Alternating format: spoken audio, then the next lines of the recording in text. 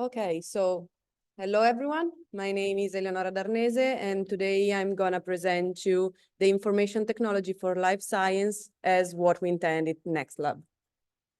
So a few words about myself. I have a biomedical engineering background, and then I've moved for my PhD in information technology, and more specifically in computer science and engineering. As Marco said, I'm a postdoctoral researcher at Politecnico di Milano, and my main focus are computer vision and medical image analysis, with a focus on image registration and segmentation.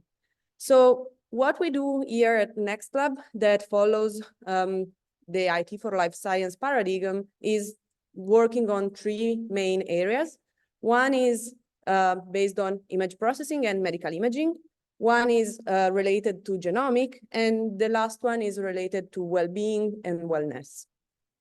So starting with the first area, we have different work. One of them, for example, is Lucifex, that is lung cancer for the lung cancer identification through the radiomic approach.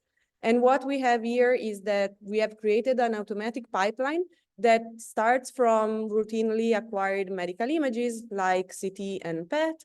And what it does is integrate the information to identify and automatically segment the tumor. Then we extract the radiomic features that are high order and standard feature that can we extract from images. And we use such images to create a sort of signature of the mass that is then used by machine learning models to characterize this mass as primary lung cancer or metastasis, and from primary lung cancer among the different histological subtypes. Also in the imaging field, we have AbdemReg that deals with image registration. So with this project, what we want to do is being able to correctly align different stacks of images, one over the other. Here, the main challenge is that we are dealing with deformable image registration. So we are not working on pure rotation and translation, but we can also modify the parallelism of lines. And this is super interesting also because we have applied our framework to the abdominal area that presents huge variability and deformation. So compared to other state-of-the-art solution, we are dealing with a complex task, and we are also able to achieve interesting results in correctly aligned magnetic resonance images, both intrapatient and interpatient in a monomodal or multimodal way. So moving to the more complex part of genomics, we have two sorts of approach. One is based on knowledge graph.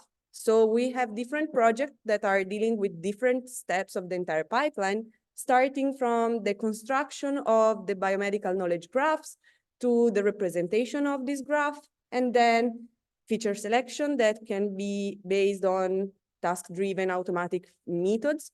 And then we have also the embedding and use all this information to perform a various number of tasks like drug repurposing or dementia identification.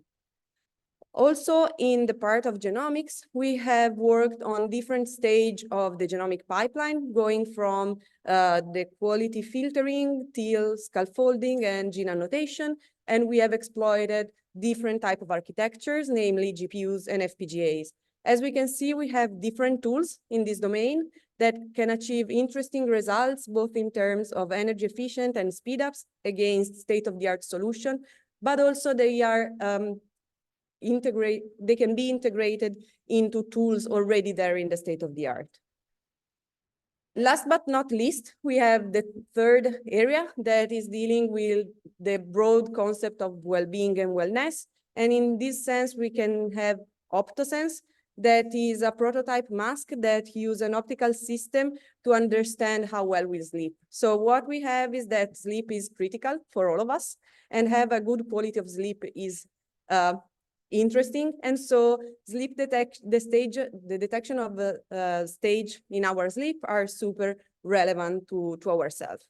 So I won't take more time on this overview, and I will let all our speakers take the stage and go into detail of their project. Thank you.